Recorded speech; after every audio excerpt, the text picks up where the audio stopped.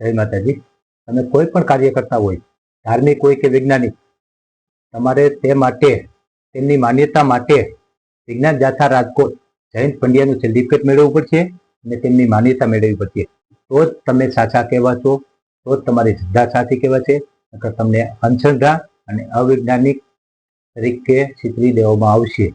આપણે સૌ જાણીએ છીએ કે વિજ્ઞાન જાથા રાજકોટ જયંત પંડ્યા અવારનવાર કોઈ પણ જગ્યાએ સત્યનારાયણ ભગવાનની કથા હોય કે બાબા બાગેશ્વરની કથા હોય કે ક્યાંય પણ માતાજીના સ્થાનક હોય, બધે જઈ અને પોતાનો સિક્કો મારવાની કોશિશ કરે છે। એટલે કે તમે જે માનો છો તે શ્રદ્ધાથી અંધશ્રદ્ધા છે, ને હું કહું તે જ શ્રદ્ધા। અને કોઈ પણ વ્યક્તિ, કોઈ ભુવા હોય કે ગમે તે હોય, કથા કરતા હોય ને તેમની પાસે માફીનામું મંગાવી અને ન્યાય કેસ રફા દફા કરી દેવાનો। અને આવું જ હવે થઈ ગયું છે। જે આપણે હવામાન વૈજ્ઞાનિક કયો કે હવામાન ઋષિ કયો, આપણે ગુજરાત સૌરાષ્ટ્રનો જેમાં નામ છે એવા અંબાલાલ પટેલ કે જેઓ અવારનવાર ચોમાસાની આગાહી કરતા હોય છે, વરસાદની આગાહી કરતા હોય છે કે આ ટાઈમે વરસાદ થશે, આ ટાઈમે વાવાઝોડું થશે, આ ટાઈમે વરસાદ તણાશે। અને ખેડૂતો સૌ તેમની વાત સાંભળવા માટે આતુરતાથી રાહ જોઈ રહ્યા હોય છે કે અંબાલાલ પટેલ ક્યારે કઈ વાણી બોલશે, ભવિષ્યવાણી કરશે, ક્યારે વરસાદ થશે, ક્યારે નહીં થશે। અને સૌ ખેડૂતો તેમની વાણી ઉપર ખેતીમાં કામ કરતા હોય છે। પરંતુ આ જયંત પંડ્યા અત્યારે કોઈ ભુવા ભરાડી કોઈ મળતા નથી, કોઈ કથાકાર બાબા બાગેશ્વરને પોગી ન શક્યા, તેથી હવે અંબાલાલ પટેલને ઉપાડ્યા છે। આપણે સાંભળી કે અંબાલાલ પટેલને કેવી રીતે ઉપાડે છે।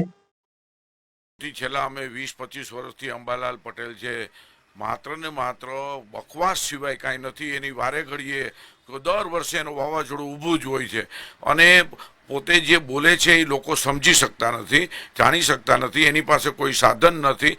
માત્ર ને માત્ર ઉનાળાની અંદર પણ માની લ્યો કે પોતે જાહેરાત કરતા હોય છે, તમામ જગ્યાએ પોતે પોતાનો પગ પેસારો કરતા હોય છે। આ વ્યક્તિથી લોકોએ સાવધાન રહેવું જોઈએ અને અંબાલાલ પટેલ સંપૂર્ણ ખોટી અને બેબુનિયાદ અને બકવાસ લાયક પોતે આગાહી કરે છે, એના ઉપર એક પણ જાતનો ભરોસો ન કરવો જોઈએ।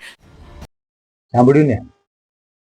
અત્યારે જયંત પંડ્યાને કોઈ માંડ્યો ભુવો ભરાડી કે કોઈ કથાકાર કે કોઈ મંદિર જગ્યા ક્યાંય મળ્યું નથી, એટલે હવે ભાઈ નવરા બેઠા છે, તેથી અંબાલાલ પટેલને ઉપાડ્યા છે। ને આપ સૌ જાણો છો કે અંબાલાલ પટેલ એ જે ભવિષ્યવાણી કરી છે વરસાદને લગતી, તે બધી લગભગ 100% સાચી જ પડી છે। હવે આપણે અંબાલાલ પટેલ ઉપર જે પ્રહાર કર્યો જયંત પંડ્યાએ, તો તેમના બચાવમાં આપણે જે હવામાન વિભાગમાં જ કામ કરે છે પરેશભાઈ ગોસ્વામી, તેઓ આવ્યા છે અને તેઓ શું જયંત પંડ્યાને જવાબ આપે છે તે સાંભળીએ। જય જવાન જય કિસાન। આજે વાત કરવાની છે દેશી અને આધુનિક વિજ્ઞાનની। આમ જોવા જઈએ તો ગઈકાલે વિજ્ઞાન જાથાના એક કોઈ વ્યક્તિ છે કે જેના દ્વારા એક વાહિયાત સ્ટેટમેન્ટ આપવામાં આવ્યું છે, જે ખૂબ દુઃખદ સ્ટેટમેન્ટ છે। એમના દ્વારા આમ તો જોવા જઈએ તો જેને આપણે ગુજરાતનું ગૌરવ કહી શકાય, ગુજરાતનું ઘરેણું કહી શકાય એવા અંબાલાલ કાકા ઉપર પ્રહાર કર્યો છે કે અંબાલાલ કાકા છે આમ તો એ વ્યક્તિના પિતાની ઉંમરના છે, છતાં પણ એની સાથે તોછડાઈ ભરી વાત કરી અને એમને જે વર્તન કર્યું છે તે ખરેખર અસભ્યતા ભર્યું વર્તન છે।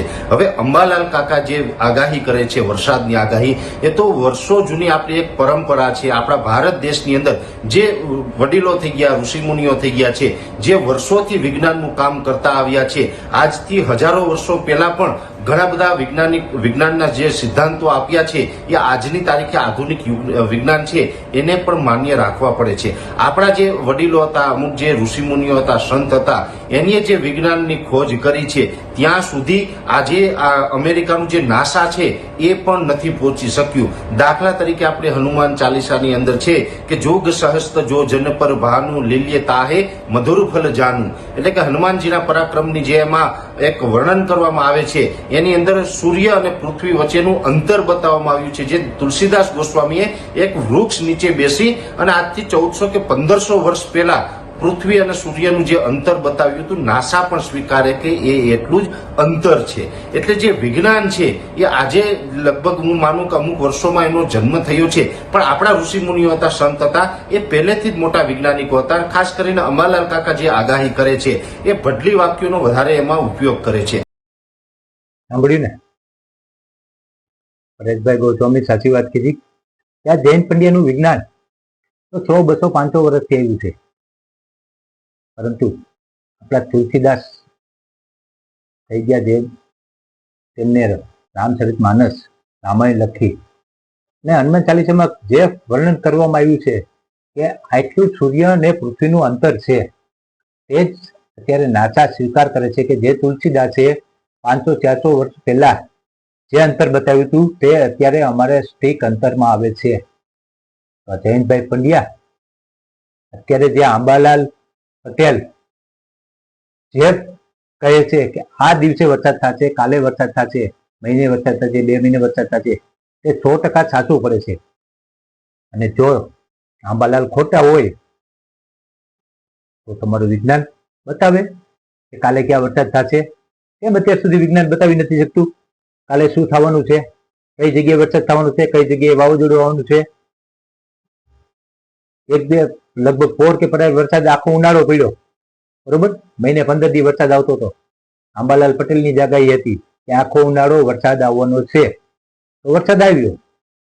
અને જો તમે આંબાલાલ પટેલને ખોટા ગણતા હોય તો તમે આગાહી કરો, કારણ કે તમારી પાસે કોઈ જવાબ જ નથી. તમે ખાલી સનાતન ધર્મ વિરોધી છો.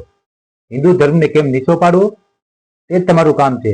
કારણ કે આંબાલાલ પટેલ જે આગાહી કરે છે તે સનાતન ધર્મ, હિન્દુ ધર્મના જે ઋષિમુનિઓ જે શાસ્ત્રોમાં કહી ગયા તેના આધારે કરે છે. અને આ તમને સનાતન ધર્મ વિરોધીને દેખાતું નથી. અને હમણાં થોડાક દિવસો પહેલા, બરોબર, કે જે કૃષ્ણ ભગવાન કાનુડાની મૂર્તિ દૂધ પીતી હતી તેમાં પણ તમે તમારો ટાંટિયો અડાડ્યો અને કેવી છે દૂધ પાય છે. જો કઈ કઈ જગ્યાએ મૂર્તિ પડી છે તમે જોવો. પેલા કોઈ માથાની ખોપડીયું, જેમ બોલા ભૂત ફલિતની પૂજા કેમ કરતા હોય, મંદિર હોય, સુડેલનું મંદિર હોય, તેવી જગ્યાએ ભગવાન શ્રી કૃષ્ણની મૂર્તિ, ગણેશ ભગવાનની મૂર્તિ અને ભગવાન શિવની શિવલિંગ પડી છે. આપ સૌ જાણી છે કે આપણે ઘરમાં મૂર્તિ હોય તો આપણે મંદિરમાં રાખી છીએ, અને મંદિર ન હોય તો ત્યાં ગોખલામાં બેસાડ્યા હોય તો ત્યાં પણ આપણે કપડું પાથર્યું હોય છે, ત્યાં ધૂપ દીવા થતા હોય છે. પરંતુ આ સનાતન ધર્મ વિરોધી આ જૈન પંડ્યા ખાલી ને ખાલી પ્રયોગ કરવા માટે ભગવાનનો ઉપયોગ કરે છે. અત્યાર સુધી આ એક ભગવાનને માનતા હોય એવું કાંઈ નથી. આ મૂર્તિ તમે જોવો કેવી જગ્યાએ પડી છે, નીચે ભગવાનની મૂર્તિ પડી છે ને ઉપર ખોપડિયું લટકે છે. આ સનાતન ધર્મ વિરોધી હોય તો જ આવી રીતે કરી શકે. બાકી તો દર્શકો તો સૌ જાણે છે કે ગામને સલાહ દેવા નીકળ્યા છે ભાઈ, પરંતુ આનેથી જાહેર જનતાને નુકસાન થાય છે, આનેથી જાહેર જનતાને નુકસાન થાય છે. આ જૂનો ઇતિહાસ પાછો જયંત પંડ્યાને થોડોક 1-2 મિનિટનો આપણે બતાવી દઈએ, બરોબર, કે જાહેર જનતાને કેટલું નુકસાન કરીને ભાઈ વિજ્ઞાન જાથાની આ પહોંચ સુધી પહોંચ્યા છે. બરોબર, આ મામલો છે 1991-92 નો. એ સમયે જયંત પંડ્યા રાજકોટ મ્યુનિસિપલ કોર્પોરેશનની સંચાલિત સરકારી શાળા નંબર 10 આચાર્ય હતા. બરોબર, આ મારી સામે જ પડ્યું છે ત્યારે ડ્રાફ્ટ કોમ્પ્યુટરમાં જ, અને તેમાંથી વાંચી બતાવું છું. આચાર્ય હતા અને ગુનો હતો, અને ગુનો અને આરોપ તેમના પર આરોપ હતો કે તેમણે શાળાના અન્ય એક કર્મચારી કલાર્ક સાથે મળીને 50 વર્ગના વિદ્યાર્થીઓને મળતી શિષ્યવૃત્તિ, સાંભળજો, પોઈન્ટ નોટ કરજો બધા જ. જયંત પંડ્યા જોતા હોય તો તે પણ હજી જોવે, કારણ કે ભાઈ ભૂલી ગયા છે એને કેટલું સામાન્ય ગરીબ માણસોનું ખાધું છે તે અત્યારે ભૂલી ગયા છે. અને અત્યારે એમ કહે છે કે ખેડૂતને એટલું નુકસાન થાય છે, સામાન્ય માણસને આ નુકસાન થાય છે. બરોબર, ના રૂપિયા 21,919 ની ઉચાપત કરી હતી. વિદ્યાર્થીઓને ખોટી સહીઓ અને બોગસ રજીસ્ટર બનાવીને આ નાણાં અંગત સ્વાર્થ માટે વાપરવામાં આવ્યા હતા.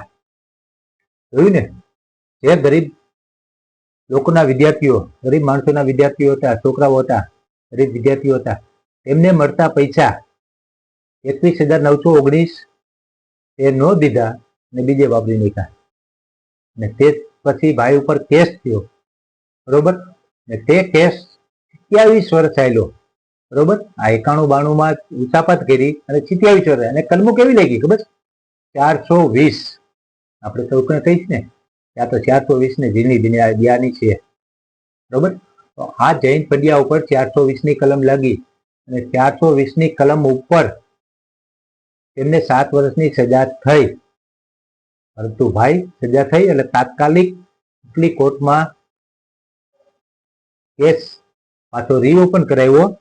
એટલે કે શું કર્યું, ચુકાદો આવ્યો અને કોર્ટ પુરાવાને ધ્યાને રાખીને તેમને આઈપીસી 420 હેઠળ દોષિત અને 7 વર્ષની સજા સંભળાવી હતી.